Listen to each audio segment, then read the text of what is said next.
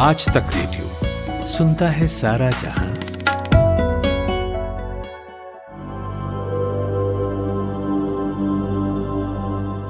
नमस्कार, ये है आज तक रेडियो का स्पेशल शो कोरोना कवरेज और मैं हूं खुशबू।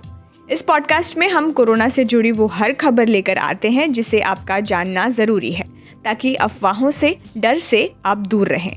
चलिए फिर आज का सिलसिला शुरू करते हैं। क्या क्या बात करेंगे ये बता देती हूँ।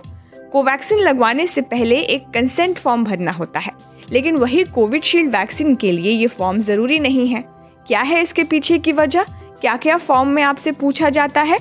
एक इंडिपेंडेंट पैनल ने एक रिपोर्ट में चाइना और WHO को कोरोना वायरस महामारी के लिए जिम्मेदार ठहराया है। क्या कुछ गलतियां हुई हैं चाइना और WHO से, ये समझेंगे। फिर बात एक फोबिया पर जो वैक्सीन ना लगवाने के डर से जुड़ा है। नाम है ट्राइपैनोफोबिया।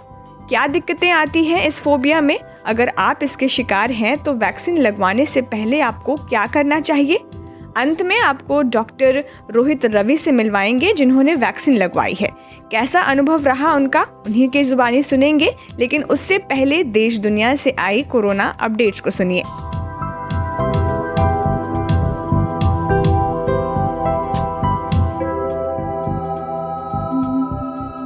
दुनिया के सबसे बड़े वैक्सीनेशन अभियान का आज चौथा दिन है। अब तक देश में 3,81,305 लोगों को कोरोना के टीके लग चुके हैं। तीसरे दिन ही करीब 1.5 लाख लोगों का टीकाकरण हुआ। हालांकि टीकाकरण की रफ्तार दिल्ली, पंजाब समेत कई राज्यों में काफ़ी धीमी है। दिल्ली एम्स में तीसरे दिन केवल 8 लोगों को ही टीका लग पाया। कोरोना टीकाकरण अभियान में कई चुनौतियों का भी सामना करना पड़ रहा है। राजधानी दिल्ली में कोविन ऐप को लेकर काफ़ी दिक्कतें आ रही हैं। कुछ लोगों को वैक्सीनेशन का वक्त पर मैसेज नहीं मिल रहा है, जिसकी वजह से पिछले दिन करीब 35% लोग वैक्सीनेशन के लिए नहीं आ पाए। साल 2020 में लोगों की रक्षा करने के मोर्चे पर बड़ी संख्या में फ्रंटलाइन हेल्थ वर्कर्स की जान गई है। इंडियन आर्म्ड फोर्सेस में जितने जवान हताहत हुए, उससे 7 गुना संख्या में देश ने डॉक्टर्स को खोया।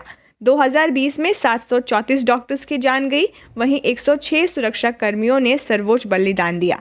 भारत सरकार ने भारत बायोटेक को 45 लाख कोरोना वैक्सीन की डोज का नया ऑर्डर दिया है। बता दें कि इन 45 लाख में से 8 लाख वैक्सीन की डोज म्यांमार, मॉरिशस, फिलीपींस जैसे देशों को दी जाएगी। कर्नाटक के कुछ जिलों में डॉक्टरों ने वैक्सीन को लेकर चिंता जाहिर की है और अपने संबंधित जिला स्वास्थ्य अधिकारियों से संपर्क करके कहा है कि उन्हें कोविशील्ड वैक्सीन ही दी जाए। भारत में कोरोना मामले काफ़ी तेज़ी से कम हो रहे हैं। पिछले 7 महीनों में पहली बार देश में कोरोना के एक्टिव मामलों की संख्या 2 लाख के नीचे आई है। देश में इस वक्त करीब 1.97 लाख एक्टिव केस हैं। कोरोना वैक्सीनेशन में दिल्ली के पिछड़ने पर हेल्थ मिनिस्टर सत्येंद्र जैन ने कहा है कि वैक्सीन वॉलंटरी है, इसमें कंपल्शन नहीं है, इसलिए लोग कम लगवा पा रहे हैं और अब कोरोना भी कंट्रोल में है। बता दें कि जितने लोग रजिस्टर्ड थे उनमें से 44% लोगों ने ही वैक्सीन लगवाई। Tata steel, ITC, Mahindra and Mahindra और जिंदल स्टील एंड पावर अपने कर्मचारियों के लिए कोविड-19 की वैक्सीन खरीदने पर विचार कर रहे हैं। इन कंपनियों का कहना है कि वो खुराक की थोक आपूर्ति के लिए वैक्सीन निर्माताओं से बात कर रहे हैं।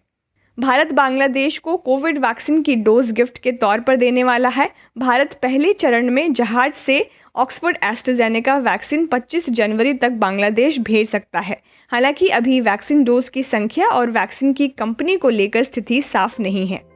US ने मांग की है कि WHO की वुहान गई टीम को वुहान के फ्रंटलाइन वर्कर्स से बात करने दी जाए। बता दें कि WHO पैनल चीन में कोरोना वायरस के ओरिजिन इन्वेस्टिगेशन के लिए गए हैं। भारत में लोगों को 16 जनवरी से वैक्सीन लगाने का सिलसिला जारी है। 3 दिन बीत जाने के बाद लगभग 4 लाख लोगों को वैक्सीन लग चुका है। हमारे यहाँ 2 वैक्सीन को मंजूरी मिली है, एक तो सीरम की कोविशील्ड और दूसरी भारत बायोटेक की स्वदेशी कोवैक्सीन। कोवैक्सीन के तीसरे फेज के ट्रायल के नतीजे अब तक नहीं आए हैं। ऐसे में इससे जुड़ी चिंताओं को लेकर सवाल उठते रहे हैं, मगर कंपनी और सरकार ने अपने तौर पर भरोसा भी दिया है। पहले चरण में कोवैक्सीन फ्रंटलाइन वर्कर्स को दी जा रही है, लेकिन कोवैक्सीन दिए जाने के पहले एक कंसेंट फॉर्म पर साइन कराया जा रहा है। क्या लिखा है इसमें जो आपको जानना चाहिए, बता रहे हैं हमारे सहयोगी कुमार केशव। खुशबू, भारत में जिन लोगों को स्वदेशी कोवैक्सीन लगाई जा रही है उन्हें एक कंसेंट फॉर्म पर दस्तखत करना पड़ रहा है। इसमें कहा गया है कि अगर वैक्सीन का कोई साइड इफेक्ट दिखता है तो उसकी भरपाई भारत बायोटेक करेगा। किसी साइड इफेक्ट के दिखने पर या स्वास्थ्य संबंधी कोई दिक्कत आती है तो आपको गवर्नमेंट या फिर गवर्नमेंट एफिलिएटेड हॉस्पिटल में आपका इलाज कराया जाएगा। फॉर्म में टीका लगवाने वालों के डेटा प्राइवेसी का पूर्ण रूप से पालन करते हुए इस डेटा के इस्तेमाल की सहमति भी मांगी गई है। साथ ही अगर कोई सीरियस साइड इफेक्ट सामने आता है तो स्पॉन्सर के द्वारा इसका मुआवजा दिया जाएगा। इसकी मुख्य वजह यह है कि तीसरे ट्रायल में होने के बाद वैक्सीन को मंजूरी मिली है। आपको याद होगा, सरकार ने कोवैक्सीन के इमरजेंसी इस्तेमाल की इजाज़त दी है। पहले और दूसरे चरण के ट्रायल में ये बात सामने आई है कि ये वैक्सीन कोरोना वायरस के खिलाफ शरीर में एंटीबॉडी बनाने में सक्षम है। लेकिन अभी ये वैक्सीन कितने प्रतिशत लोगों को कोरोना वायरस से सुरक्षा देती है, ये फेज 3 के नतीजे आने के बाद ही पता चलेगा। कोवैक्सीन को भारत बायोटेक ने Indian council of medical research यानी ICMR के साथ मिलकर बनाया है। एक चीज़ यहाँ और गौर करने वाली है खुशबू, ये कि कोविशील्ड वैक्सीन जिन्हें लगाई जा रही है उनसे किसी भी फॉर्म पर साइन नहीं कराया जा रहा है। कुल मिलाकर यह है कि अगर कंपनी अपने तौर पर किसी भी तरह के स्वास्थ्य समस्या आने के क्रम में इलाज की गारंटी दे रही है तो फिलहाल ये राहत की खबर है। शुक्रिया केशव। अब देखिए, आपको एक बात और भी बता दूं, किसको वैक्सीन लगवानी चाहिए किसको नहीं, ये हमने आपको कोरोना कवरेज में भी बताया तो है। अब भारत बायोटेक की ओर से एक फैक्ट शीट जारी की गई है जिसमें कोवैक्सीन से जुड़े सवालों का जवाब दिया गया है। इसके मुताबिक इन्हें कोवैक्सीन अभी नहीं लगानी चाहिए जिन्हें कोई एलर्जी हो, बुखार हो, इम्यून सिस्टम से जुड़ी दवाई ले रहे हों, गर्भवती महिला हो या फिर बच्चों को स्तनपान कराने वाली महिला हो। तो इन बातों का आप भी ध्यान रखिए। और चलिए फिर अब प्रोग्राम को आगे बढ़ाते हैं। 2020 की शुरुआत में अचानक कोरोना वायरस के फैलने के बाद मई में WHO ने इस पर स्टडी करने के लिए एक इंडिपेंडेंट पैनल का गठन किया। आज 8 महीने के बाद इस पैनल ने अपनी रिपोर्ट जारी कर दी है। रिपोर्ट में बड़ी जानकारी सामने आई है कि पैंडेमिक को शुरुआती समय में ही रोका जा सकता था। इस रिपोर्ट के बारे में और डिटेल जानकारी आपको बताएंगे हमारे सहयोगी Prateek Waghmare. Independent panel for pandemic preparedness and response एक ऐसा स्वतंत्र पैनल है जिसका गठन WHO ने मई 2020 में किया था। पैंडेमिक को समझने और उसके ओरिजिन को जानने के लिए इस पैनल ने कोरोना वायरस पर जांच की। सामने आई रिपोर्ट कहती है कि पैंडेमिक को उसके अर्ली स्टेज में ही रोका जा सकता था, लेकिन WHO और चाइना की लापरवाही की वजह से आज दुनिया भर में लाखों लोगों की जान जा रही है, साथ ही अर्थव्यवस्था भी डूबती जा रही है। पैनल का कहना था कि अगर चाइना में कोरोना वायरस के शुरुआती मामलों की जांच गंभीरता और सक्रियता से की जाती तो महामारी को शुरुआती चरणों में ही रोका जा सकता था। अगर ऐसा होता तो इसका खामियाजा आज दुनिया नहीं भुगत रही होती। WHO के ही पैनल द्वारा उसके खिलाफ ऐसे एग्रेसिव बयान आना चाइना और WHO पर बड़ी जिम्मेदारी डालता है। रिपोर्ट की बात करें तो उसमें कहा गया कि शुरुआती चरणों की क्रोनोलॉजी का एनालिसिस करें तो शुरुआती समय में वायरस को रोकने में ज्यादा तेजी की आवश्यकता थी, लेकिन चाइना ने भी दुनिया को इस वायरस के बारे में बताने में देरी कर दी। इस बात की पुष्टि तो है कि वायरस का ओरिजिन एशिया में ही हुआ है और पहला केस वुहान में पाया गया, लेकिन अभी तक इसका ओरिजिनल सोर्स नहीं पता चला है। इंडिपेंडेंट पैनल की रिपोर्ट आने के बाद दुनिया भर से बयान आने शुरू हो गए हैं। यूके के पूर्व secretary of state Iain Duncan Smith ने द सन में लिखा कि ऐसी भूल के बाद हम WHO में फेथ कैसे रख पाएंगे। साथ ही उन्होंने ये भी कहा कि वुहान लेबोरेटरी का इंस्पेक्शन अभी तक क्यों नहीं किया गया है। US secretary of state Michael Pompeo ने भी पिछले हफ्ते बीजिंग पर धावा बोलते हुए कहा था कि वायरस को लेकर उसने जरूरी जानकारियां छिपाई जिससे हजारों जानें बच सकती थी। रिपोर्ट आने से इन आरोपों की भी पुष्टि हो गई है। आपको बता दें कि अब तक दुनिया भर में 95 मिलियन लोग कोरोना से संक्रमित हो चुके हैं और 2 मिलियन यानी 20 लाख लोगों की जान भी जा चुकी है। जॉन हॉपकिंस यूनिवर्सिटी का ये डेटा जानकारी देता है। शुक्रिया प्रतीक। अब यहाँ एक छोटे से ब्रेक के लिए रुकते हैं। लौटेंगे तो वैक्सीनेशन से जुड़े एक फोबिया पर करेंगे बात। आप सुन रहे हैं आज तक रेडियो। आज तक रेडियो अब सुनिए आज तक की मोबाइल एप्लीकेशन पर भी। प्ले स्टोर से आज तक की मोबाइल ऐप डाउनलोड करें। ऐप में आपको सबसे ऊपर राइट साइड में 3 आइकन दिखेंगे। उनमें से एक जो सबसे बीच में है वो है आज तक रेडियो का आइकन। तो उसे उंगली से ज़रा सा छू दीजिए और खुल जाएगा हमारा पिटारा, जिसमें क्या है, न्यूज़ तो हर जगह है, पर हमारे यहाँ न्यूज़ है सही कॉन्टेक्स्ट के साथ। खबर तो आ गई, पर खबर से आगे की बात क्या है, उसका एनालिसिस आपको हमारे यहाँ मिलेगा। और इस ठिकाने पर सिर्फ खबरें ही नहीं हैं, ज्ञान की बातें हैं, मज़ेदार किस्से हैं, बतकही है और भी बहुत कुछ है, जिसका स्वाद लेने के लिए इस गली के चक्कर लगाते रहें। आज तक रेडियो कहते हैं इसे, सुनता है सारा जहां। ब्रेक के बाद एक बार फिर आपका स्वागत है। आप सुन रहे हैं कोरोना कवरेज मेरे यानी खुशबू के साथ। देखिए, वैक्सीनेशन भारत से लेकर कई और देशों में शुरू हो चुका है, लेकिन वैक्सीन लगवाने में कुछ लोगों को डर महसूस हो रहा है।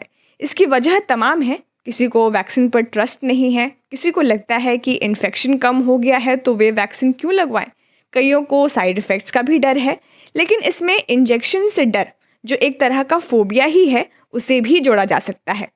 इसे ट्राइपैनोफोबिया भी कहते हैं, जिसमें इंजेक्शन या सुई लगवाने से ठीक पहले बहुत ज़्यादा डर महसूस होता है।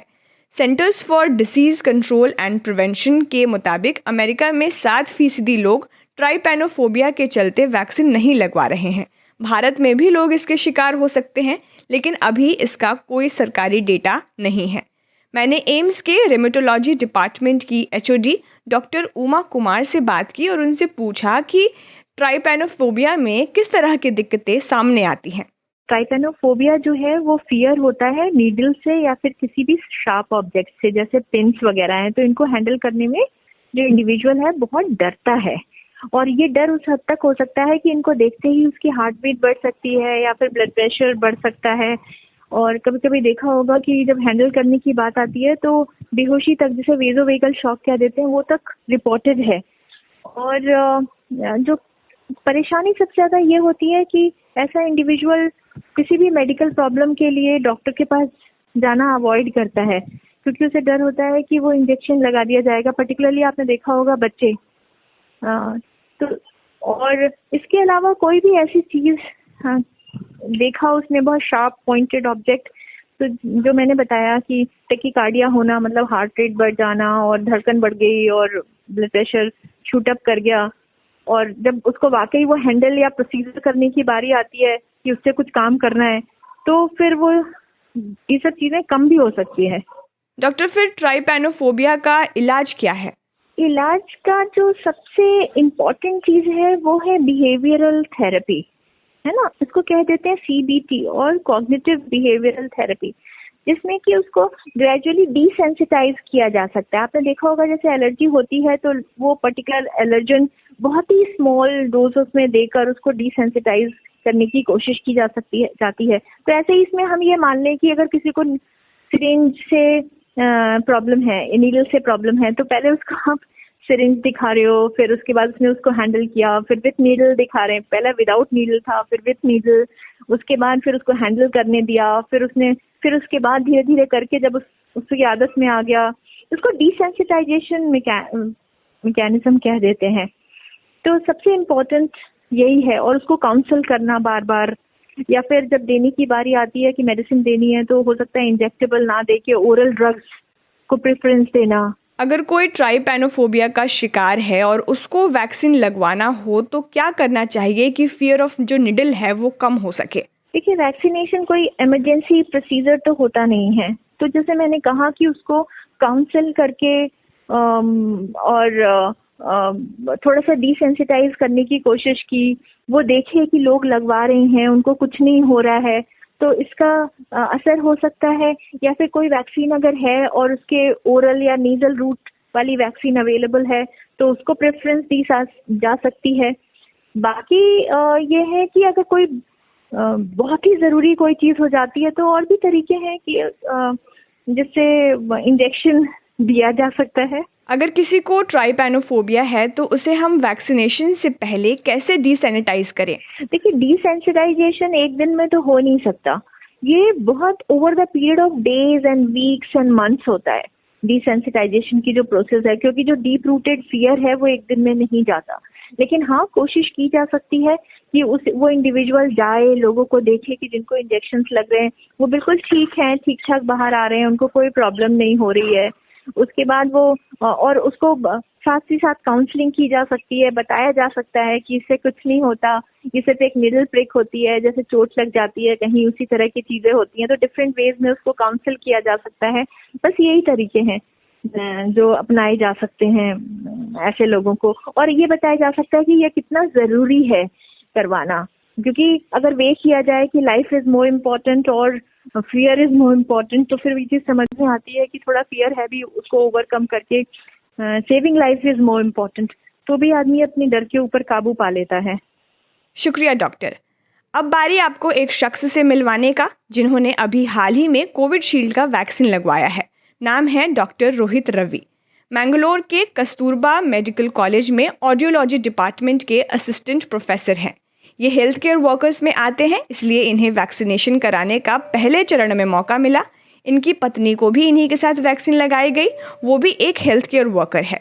उन्होंने हमसे अपना अनुभव साझा किया है, आपको सुनवाते हैं। हमारी सहयोगी श्रुतिका ने इनसे बात की है। क्या प्रोसीजर है और कैसे आपने रजिस्टर कराया था जिसके थ्रू आपको वैक्सीन लगी है? मैं एक केएमसी मैंगलोर का हेल्थ केयर वर्कर हूँ, ऑडियोलॉजी डिपार्टमेंट से, और हमारे बिहाफ में हमारे हॉस्पिटल ने हमारा रजिस्ट्रेशन कराया था कोविड वैक्सीन के लिए, और हमारा नंबर आने के बाद हमें सूचित किया गया हॉस्पिटल की तरफ से कि मुझे पर्टिकुलर डे और टाइम पे मौजूद होना है। वो एक इवन दो एसेंशियल था, लेकिन वॉलंटरी है, अगर आप लेना चाहें तो ले सकते हैं, कोई फोर्स नहीं है। But as a health care worker हमारी रिस्पॉन्सिबिलिटी है कि हमारे साइंटिस्ट और हमारे गवर्नमेंट पर भरोसा करके हम वैक्सीन लें। इसलिए मैं और मेरी वाइफ दोनों हेल्थ केयर वर्कर्स हैं, हमने डिसाइड किया कि हम इस वैक्सीन लेंगे। तो जब वैक्सीन लेने का आपने फैसला किया, उसके बाद जब वैक्सीन ली उससे 24 घंटे पहले क्या कुछ तैयारी आपने की थी या कुछ फॉलो आपने किया, कोई रूटीन वैक्सीन लगवाने से पहले? हमें नॉर्मल फूड हैबिट्स लेने का और अपने आप को हाइड्रेटेड रखने का जितना हो सके, और कोई भी एलर्जी हो या कोई भी अदर सिम्टम्स हो, like if you have fever और any other symptoms, better to inform your जहाँ पे आपको वैक्सीनेट किया जा रहा है, बिकॉज वो प्राइमरी हिस्ट्री लेंगे आपसे, और आप फिट हैं तो ही वैक्सीनेट किया जाएगा। अगर आप कोई महिला हैं और आप गर्भवती हैं तो आपको वैक्सीन नहीं दिया जाएगा, या आप 60 ईयर्स एज रेंज से ऊपर हैं तो आपको नहीं, पर्टिकुलरली अभी नहीं दिया जाएगा वैक्सीन। और कोई कोमॉर्बिड कंडीशन है तो आपको इन्फॉर्म करना है अपने हेल्थ केयर वर्कर्स को, डॉक्टर्स को, जो भी इम्यूनाइजेशन के इंचार्ज हैं। जी, जब आप वहाँ वैक्सीनेशन के लिए पहुंचे सेंटर पर, तो क्या माहौल था वहाँ पर? क्या कुछ प्रोसीजर आपने वहाँ जाकर फॉलो किया? वहाँ पे एक लिस्ट रखा रहता है, you have to submit your PAN card details, और उससे मैच करेंगे। फिर आपको जब वैक्सीन के लिए अंदर ले जाएंगे, वहाँ पे आपका आधार से लिंक किया जाएगा आपके वैक्सीनेशन प्रोग्राम को।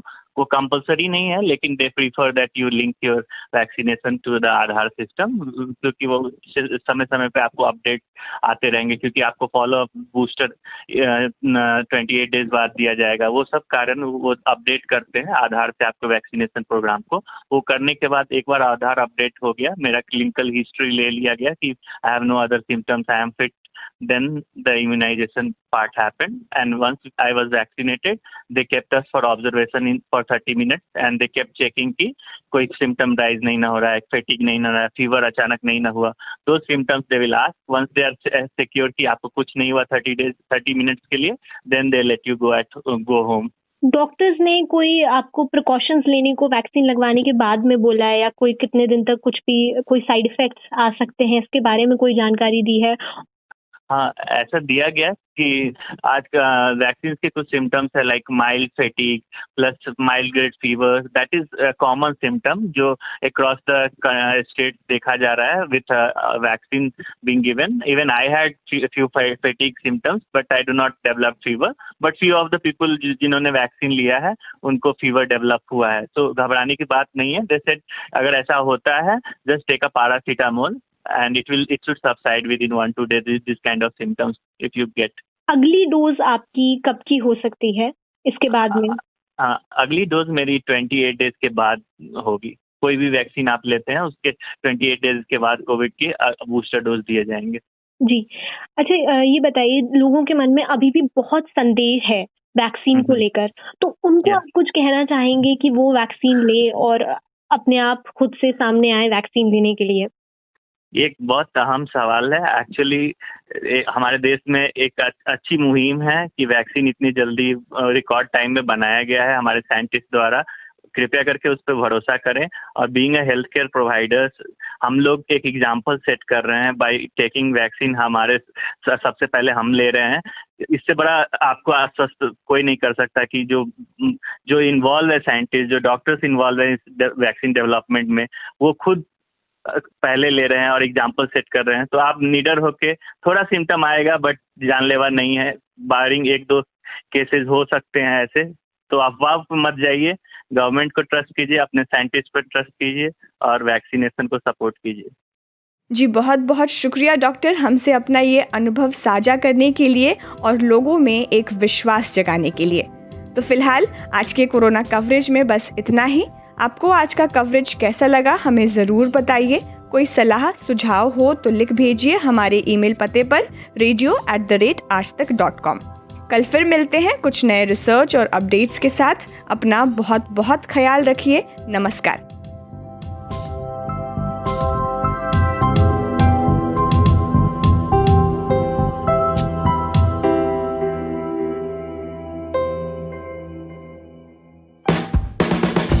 आज तक रेडियो अब सुनिए आज तक की मोबाइल एप्लीकेशन पर भी। प्ले स्टोर से आज तक की मोबाइल ऐप डाउनलोड करें। ऐप में आपको सबसे ऊपर राइट साइड में 3 आइकन दिखेंगे, उनमें से एक जो सबसे बीच में है वो है आज तक रेडियो का आइकन। तो उसे उंगली से ज़रा सा छू दीजिए और खुल जाएगा हमारा पिटारा, जिसमें क्या है, न्यूज़ तो हर जगह है पर हमारे यहाँ न्यूज़ है सही कॉन्टेक्स्ट के साथ। खबर तो आ गई पर खबर से आगे की बात क्या है, उसका एनालिसिस आपको हमारे यहाँ मिलेगा। और इस ठिकाने पर सिर्फ खबरें ही नहीं हैं, ज्ञान की बातें हैं, मज़ेदार किस्से हैं, बतकही है और भी बहुत कुछ है, जिसका स्वाद लेने के लिए इस गली के चक्कर लगाते रहें। आज तक रेडियो कहते हैं इसे, सुनता है सारा जहां।